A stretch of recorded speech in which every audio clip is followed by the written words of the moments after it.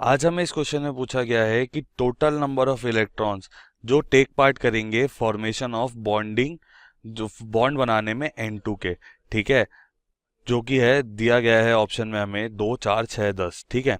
तो N2, इसमें जो नाइट्रोजन है उसका कॉन्फ़िगरेशन आप जानते हैं 1s2 2s2 2p3, ठीक है। तो यहाँ पे जैसा कि आप देख सकते हैं, अगर हम MOT से देखें, MOT से अगर हम देखना चाहेंगे तो 1s2 जो है वो दोनों का भरा हुआ है, वो दोनों बॉन्ड बना लेगा, एंटी बॉन्डिंग में बना लेगा, 2s2 का भी सेम हो जाएगा। अब जो बचा अपने पास जो मेजर कॉन्सेप्ट है वो किसका बचेगा, वो बचेगा 2p3 का, ठीक है। तो आइए मैं सबसे पहले बना लेता हूँ एक इलेक्ट्रॉन, ठीक है। यहाँ पे भी मैं बना लूंगा कितने, 3 इलेक्ट्रॉन, ठीक है, 1 2 3, 1 2 3।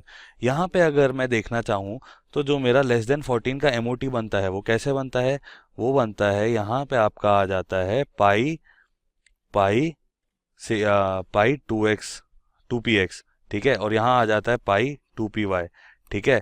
और इसके ऊपर जो मेरा ऑर्बिटल आता है वो किस चीज़ का आता है, वो आता है सिग्मा 2pz का, ठीक है। तो यहाँ पे ये आ जाता है सिग्मा 2pz।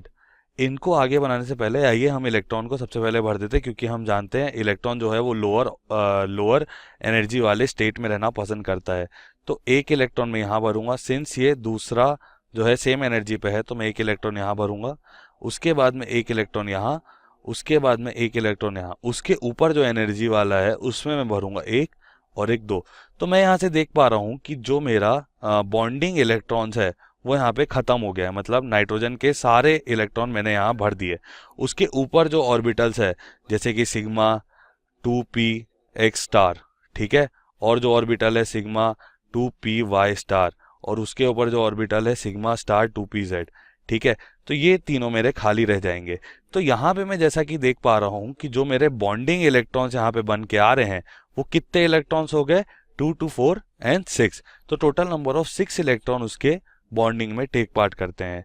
तो मैं यहाँ से देख सकता हूँ जो मेरा आंसर हो जाएगा वो हो जाएगा सी, क्योंकि 6 इलेक्ट्रॉन जो है उसकी बॉन्डिंग में पार्ट ले रहे हैं, ठीक है। Thank you.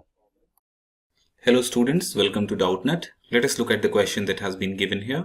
So the question here says that the compound which contains both ionic and covalent bonds is, and we have been given here 4 options of compound. We have methane, hydrogen gas, we have potassium cyanide, and then potassium chloride. And we need to find out that out of all these 4 compounds, which of them will have both ionic and covalent bonds. Okay. So before we solve this, let us try and understand that what exactly is an ionic bond. Okay. So ionic bond forms between metals and non-metals. Okay.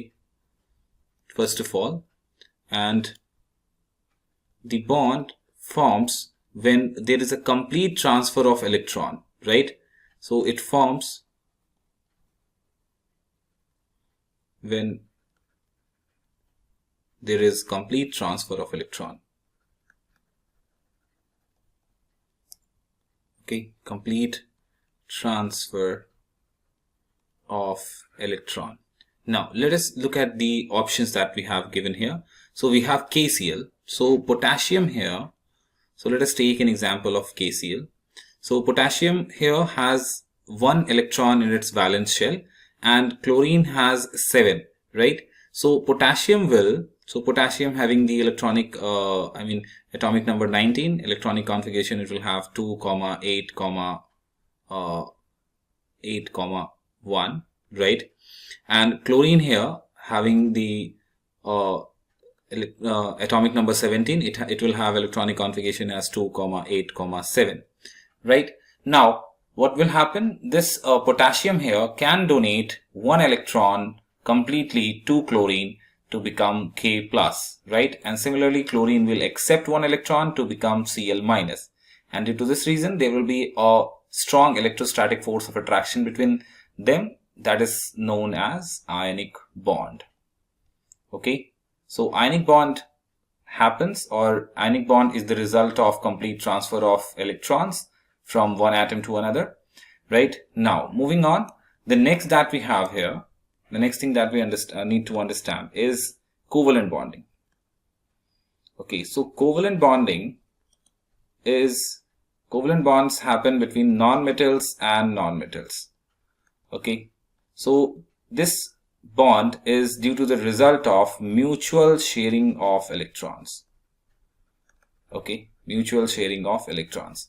Now let us have a look at the options that we have. So we have hydrogen here, hydrogen gas. So let us take the example of hydrogen gas itself. So hydrogen has one electron in its outermost shell, right? So let me just draw it. Yeah, so one electron in its outermost shell, and another hydrogen atom also has one electron, right? And both of them needs one electron to complete its duplet, right? So in this case, what they will do, they will just try and share their electrons, right? And both the electron clouds will be shared, will overlap with each other, and due to this we are going to get something like this. Okay, so they will just share their electrons like this. Okay, electron cloud like this, and due to this we are going to get a hydrogen single bond, right?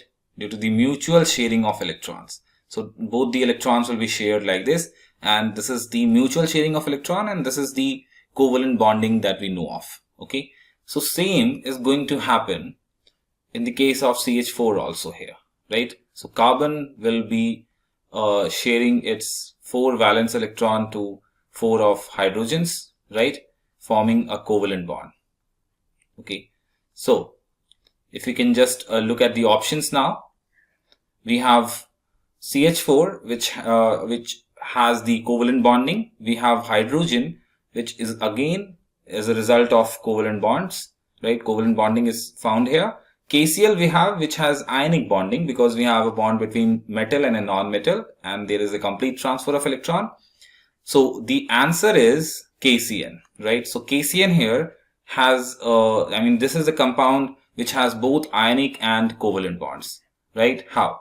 Let us look at the structure of KCN, right? So option C that we have is KCN. So here potassium, after losing one electron, will form a positive ion, and here cyanide ion is negative, right? So between a positive and a negative ion, we will see a ionic bond forming, right? And between cyanide ion, right, between carbon and nitrogen, we can see a triple bond, which is a covalent bond, right?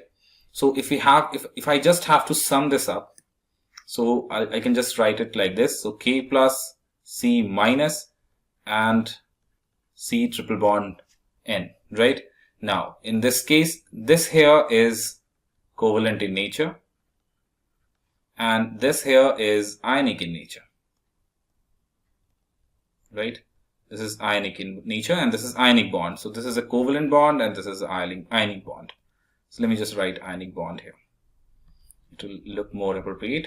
So ionic bond.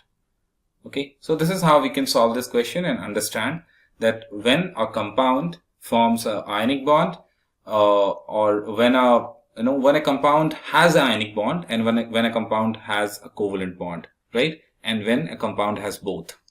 So I hope you all also understand. Thank you.